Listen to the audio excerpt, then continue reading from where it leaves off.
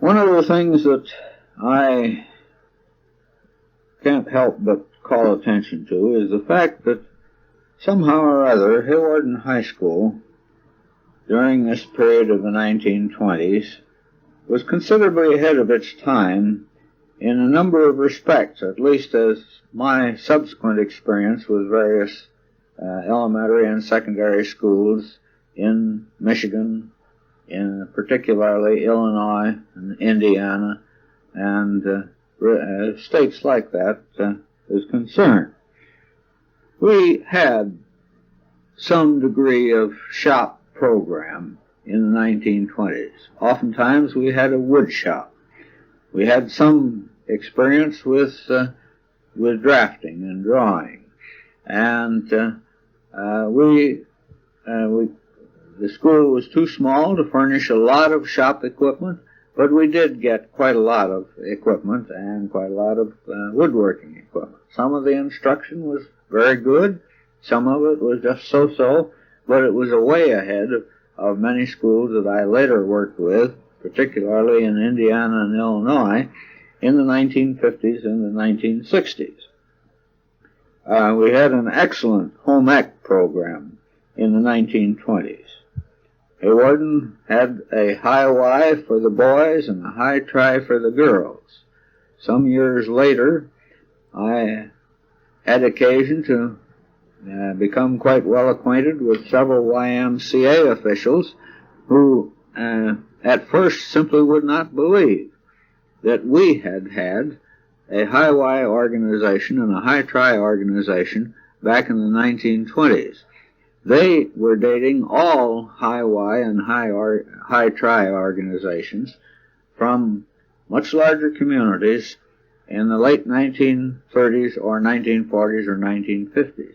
And at first just simply would not believe that this little town in northwest Iowa had organizations exactly like the ones they were setting up, using exactly the same name back in those periods. I don't know whether the YMCA records have not caught the fact that we were doing it. I don't know how it came about that we had it, whether somebody had come, perhaps Bickerstaff or someone like that had come from a larger city. Bickerstaff had worked in the YMCA.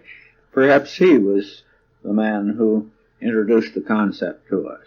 Although the YMCA officials that I later became acquainted with did not believe that even a man such as Bickerstaff would have known anything about it in the 1920s. But at any rate, we did have it, and it played an important part in the school activities.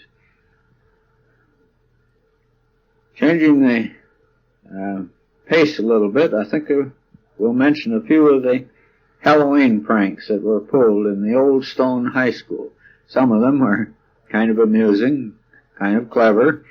At the time, they probably were pretty aggravating to the adults, but nevertheless, we got some enjoyment out of them.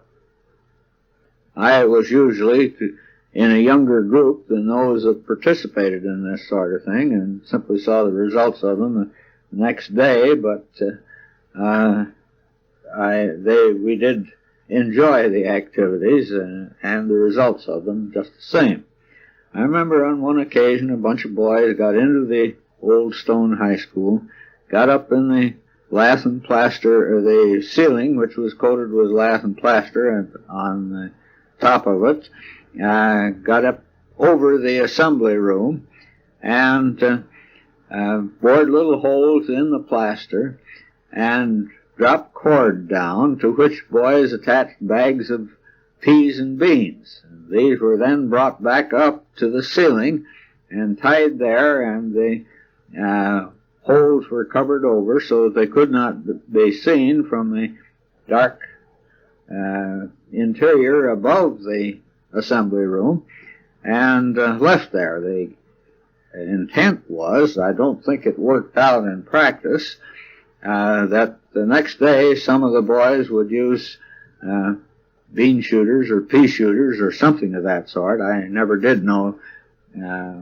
just what it was they were going to do to break those bags, and that the beans and peas would fall down, quite a drop, probably 20 feet or more, would fall down onto the floor and roll all over the floor of the assembly room. It would, of course, created a big mess if that had happened. The bags weren't successfully broken, to the best of my knowledge. One or two of them did break in the effort to get them down from there, and did create quite a problem of sweeping up the peas and beans, which rolled all over the floor. But they hung there for most of the day. I don't remember just how they got them out. I suspect that some custodian with a real tall ladder and some kind of a pole had to carefully work them down, perhaps a fruit picker pole or something of that sort. At any rate, they were taken down. It actually could have been a rather dangerous stunt if any of the strings had broken and a full bag had fallen on the head of someone down below. I don't know. I don't remember now whether the boys that pulled the prank, they were older boys than my group, whether they were conscious of that and hung the bags over the aisles, or whether they hung them over seats. But it would have been dangerous if they'd held them over seats.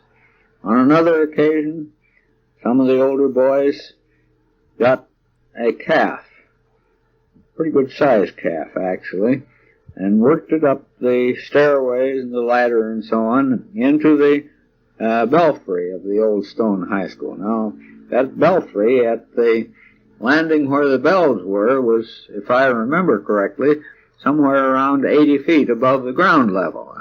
I remember that in our senior physics course we used a barometer to measure the height of the tower, and I think we found 94 feet, something like that anyway. So that was quite a chore to get this calf up into that belfry. As I remember it, it was necessary for the school board to get House Mover Smith to go up with a block and tackle and lower the animal down to the ground from the outside. There wasn't any way of getting it back down from the inside as it had been brought up. On another occasion, some of the boys, older ones, got a hold of a light four-wheeled farm wagon and tied it to the flagpole ropes, or tied other ropes to it and those to the flagpole ropes, and somehow or other managed to pull the whole business up through the flagpole pulleys up the outside of the roof of the tower. And then they tied the ropes and cut them so that they couldn't be reached from anywhere at all. And when we came to school the next day, here was this light farm wagon hanging from the roof of the building. Again, I think it was necessary to get House Mover Smith to bring his equipment. He had the best ropes and tackles and pulley and so on, and to lower the wagon down to the ground. On another occasion, they put a heavier farm wagon on top of the boiler room building, and that, I think, didn't present quite as much of a problem as did the one that was up on the ceiling, up on the side roof of the tower, the belfry.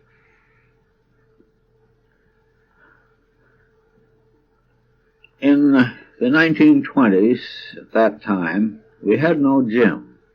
Basketball was coming to the front rather rapidly, and we wanted to play basketball. All we could do was play basketball outside.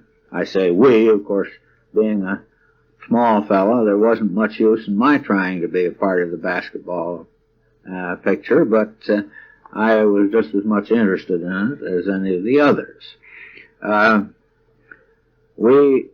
On one occasion, I remember, a bunch of us got permission from the man who owned the Calliope store building to use the upstairs of the old Calliope store building. At that time, this man, I think his name was Fairbrother, had a small manufacturing business there, manufacturing watering troughs and oiling troughs for both hogs and cattle, and he did some amount of business in making these patented hog waterers and hog oilers and cattle oilers and waterers. And he gave us permission to clean up the upstairs of the store, which had a pretty high ceiling, and put up some baskets and practice basketball up there. It wasn't particularly successful. We had a lot of trouble with the lights, the fact that they were too low, and we were always in danger of hitting them with the basketball and breaking them. Various problems of that sort, but it was a noble effort on our part. Probably had some effect on the Board of Education when they got around to building the new school building, which is now the intermediate school. We had no hot showers. In fact, at first we had no showers at all. Eventually we complained enough so that some cold showers were put in what was the custodian's room. He kept supplies in there, but there were some shower heads in there, and we got permission to use those. I remember that on one occasion I came home and complained to my father about getting all hot and sweaty out for athletics, and then having to go into that cold shower and then go out into the cold air. That was a wonder we didn't all get pneumonia. I had no thought at the time that I was creating a propaganda situation, but I was somewhat surprised to learn within a few weeks that the board had decided that they would put in some hot showers there, and a plumber was brought in and they did it. My father was on the school board at the time, and apparently he took my complaints at heart, and I got credit for getting the hot shower in there, although I didn't realize that that's what I was doing at the time that I did it. I think one other little bit of insight onto Hawarden that I might mention in those days would be the role of the drugstores, particularly the Lee and Harlan and later the Harker and Burkett drugstore. Same store, but two different owners. The role that it played as a sort of a community, a downtown center for businessmen. For some reason or other, the other drugstore on the other side of the street, Stickles drugstore, never did play quite the same role as the Lee and Harlan store, later the Harker and Burkett drugstore. But it had an excellent magazine rack. It had a bench or two to sit on there, and many men, my father and many other men, would go in there and browse through the magazines, and a lot of local business went on there. In those days, it wasn't as common for the businessmen to go out for coffee. That started during the 1920s when I worked in grocery stores. I can remember that toward the end of the time that I worked in grocery stores, that Carl Olson and Jock Heck and some of the other people who worked in stores would go out for coffee in the morning. We clerks, of course, were never allowed to do anything like that, but the bosses did. But it was not a widespread practice as far as I was aware at the time or can remember since that time. But these stores, particularly the Harlan, Harker, and Burkett drugstore, did serve as a kind of a nerve center and news exchange center for the men of the community. Along that line, I might also call attention to the role of the pool halls as hiring centers. Whenever a farmer or someone else wanted to hire some day labor, just temporary day labor for a relatively brief period of time, maybe a day or 2 days, 3 days, oftentimes this would be at threshing time, or it might be at, in the fall at corn picking time. The usual practice was to go to the pool halls and see who was available there. And when the itinerant workers came through, they usually headed for one of the pool halls and waited until somebody came in looking for help.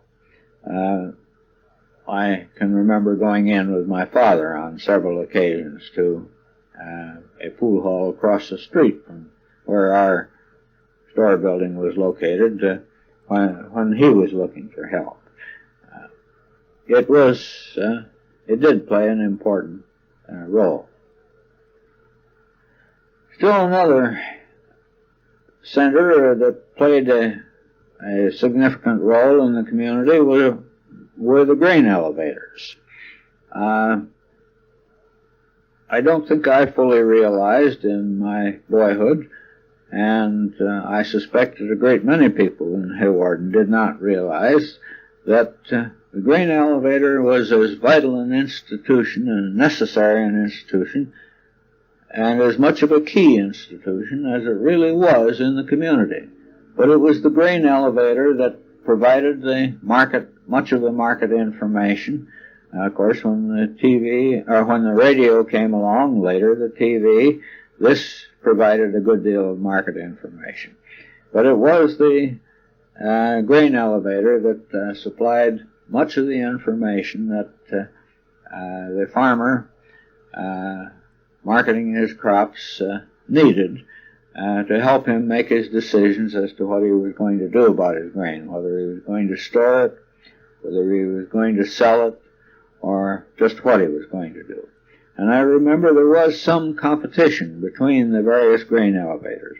Some farmers would call Akron, Ireton, Chatsworth, as well as the Hawarden grain elevators to find what the prices were, and the prices did differ from one grain elevator to another. As a boy driving grain wagons for one of my father's farms at threshing time, I was always fascinated by the way in which the grain was handled when we brought it into the elevator, the fact that the team was left standing while the elevator was tilted, or the wagon was tilted at a very steep angle, and the grain was run down into a bin below the wagon, and then the buckets were started to haul the grain up to the top. I remember one of the elevator operators explaining to me just how dangerous the elevator dust was. Later, after World War II, when I lived in Minneapolis for a couple of years while doing graduate work, I saw 2 or 3 grain elevator fires as a result of dust explosions, and came to realize even more fully just how dangerous that dust was. But the grain elevator, the operator of the grain elevator, was a very significant key individual in the community.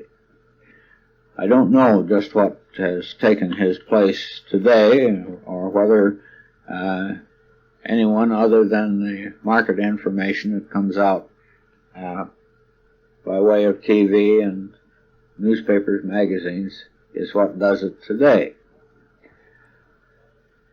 Along that line, I might call attention to the fact that at noon hours, when the telephone company was providing noontime time and news, usually that was the time when they also brought a good deal of market information to the community through this noontime telephone broadcast that I have described, I think, elsewhere. One other sidelight on Hawarden that I would like to call attention to could be applied to many other communities as well. When I go back to Hawarden now, I'm always impressed with the fact that I don't see nearly as many flies as we did in those days. I don't see nearly as many sparrows as we did in those days. And while I do see a good many pigeons around on the farms, I don't think I see as many as we did then. There are pigeons in town, but I don't think the numbers are anywhere near as great as they were in those days. I remember, for instance, that the sparrows were one of the biggest nuisances we had. Charlie Schoenemann, for example, hated sparrows so much that he operated sparrow traps every summer. He caught, I suppose, hundreds of sparrows in those traps. How he disposed of them, I don't remember, but I know that he disliked sparrows very much. They were a dirty bird. They were a nuisance. They would get into every crack in a barn or a house and where they could nest, and made messy nests. They usually were lousy, sometimes buggy, and they were an unpleasant bird to have around, a quarrelsome bird and an unpleasant bird. Flies, of course, were the result of the fact that there were so many manure piles and many breeding places for the flies. Most of those have been reduced greatly today, and fly control has taken entirely different chemical turns. And we don't have the problem of flies or sparrows, and probably pigeons to the degree that we had at that time.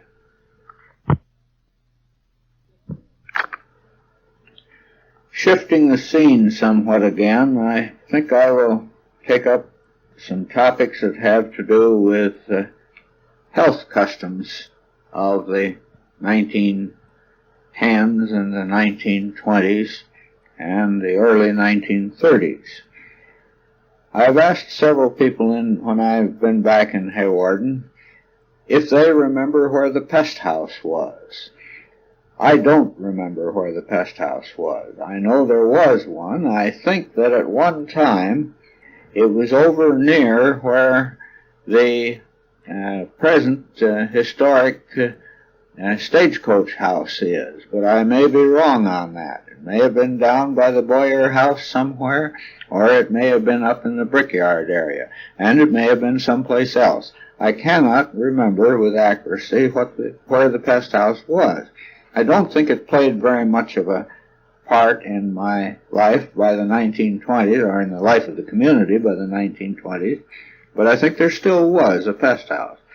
As I have asked people in Hawarden about it, I find a great many people don't even remember that there was one. And some do remember that there was one in the early days, which was used, of course, for smallpox cases, probably for diphtheria cases, and perhaps some of the other cases of a similar nature. I don't know about scarlet fever and TB and some of those diseases, whether they ever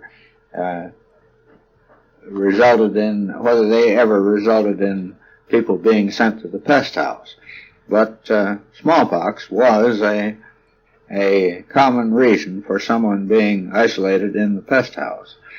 And of course the garments and the mattress, the blankets, everything that the person had used were destroyed at that time, and the pest house was fumigated. Usually someone who had had smallpox was a caretaker for the person that had come down with it. I don't remember very many cases of smallpox in the community, but there probably were some. Along with that, of course, the practice of quarantining was quite widespread, and it was not at all uncommon to see signs on houses saying that the house was quarantined, warning people to stay out, and naming the particular disease that they had, and sometimes the length of time before they could, before others could enter.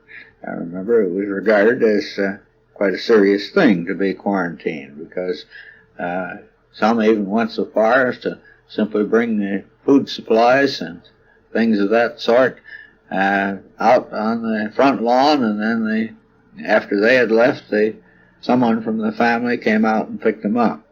But quarantines were quite common. I don't remember. I think we were quarantined at the time that my brother and sister and grandmother had typhoid fever, but I was allowed to go to school. Of course, I had been vaccinated for typhoid fever. Perhaps that was the reason for it.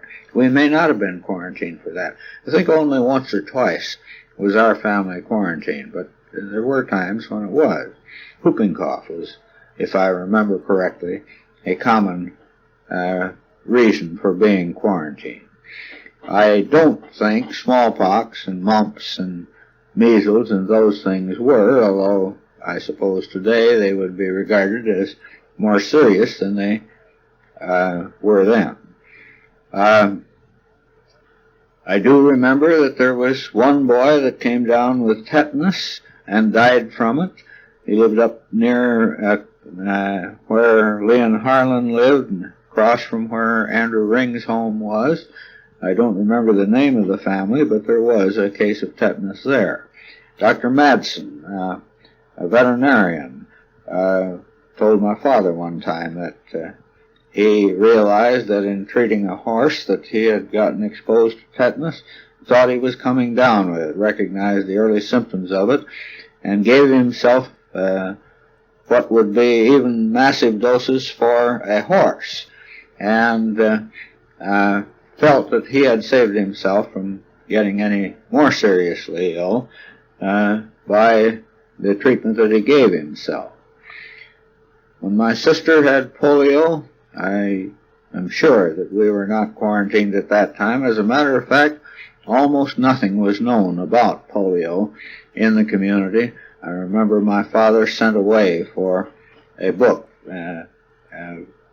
on polio, because local doctors could tell us almost nothing about it. In fact, if I'm not mistaken, it was some time before it was clearly identified that that is what she had had.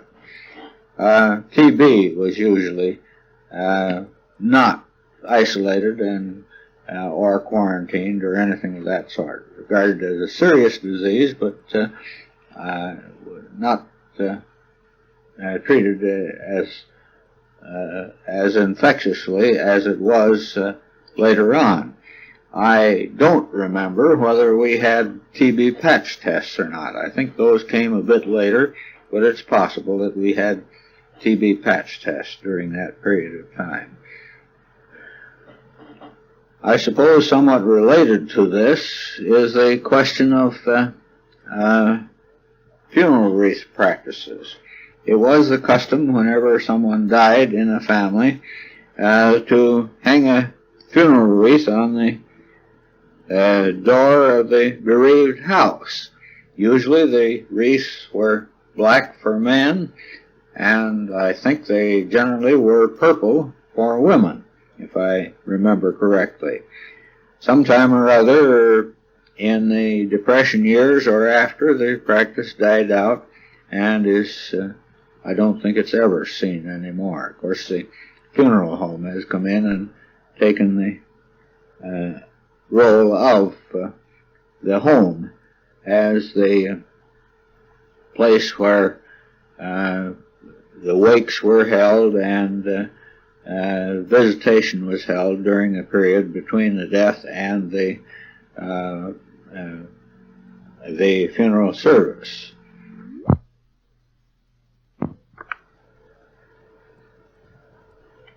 Perhaps this is as appropriate a point as any to talk about two or three other topics that have something to do with young people. One of the topics that I might comment on were the Sunday school picnics. most churches still have some sort of a Sunday school outing or a Sunday school picnic. But these are, in my observation at least, nothing like the Sunday school picnics that we had in the 1920s and earlier. In those Sunday school picnics, usually they went up along the Big Sioux River to one of the fields or parks where there was plenty of room for ball games and sack races and all the other activities of a Sunday school picnic. Sawhorse tables were laid out, all sorts of food was brought in, lots of watermelon, and everybody took part in it. The businessmen who had to work during the day came out, their families came out, and the bigger part of the church group took part in it, and it was a real occasion for everybody. And don't recall that I've been involved in any church activity in the years after World War II where that kind of picnic activity went on. I can't recall any church, and I have been active in several of them, had that kind of Sunday school picnic. I think it's too bad that it is gone. Along with the Sunday school picnic, I might talk about the young people's meetings that usually occurred on Sunday night. Every church, or every Protestant church, and I suppose there were the equivalent activities in the Lutheran and the Catholic churches, but every Protestant church had some sort of a young people's organization. It might be the Christian Endeavor, it might be the Baptist Young People's Organization, it might be the Methodist group. Whatever it was, every one of them had some sort of a young people's meeting, and most of the young people of the community took part in it. One of the reasons for it, of course, was that it was a chance for us to get out in the evening, and I suspect that sometimes advantage was taken of that, so that people, quote, went to young people's meeting, but didn't really show up in the young people's meeting. But by and large, it was an important social activity for young people of the community.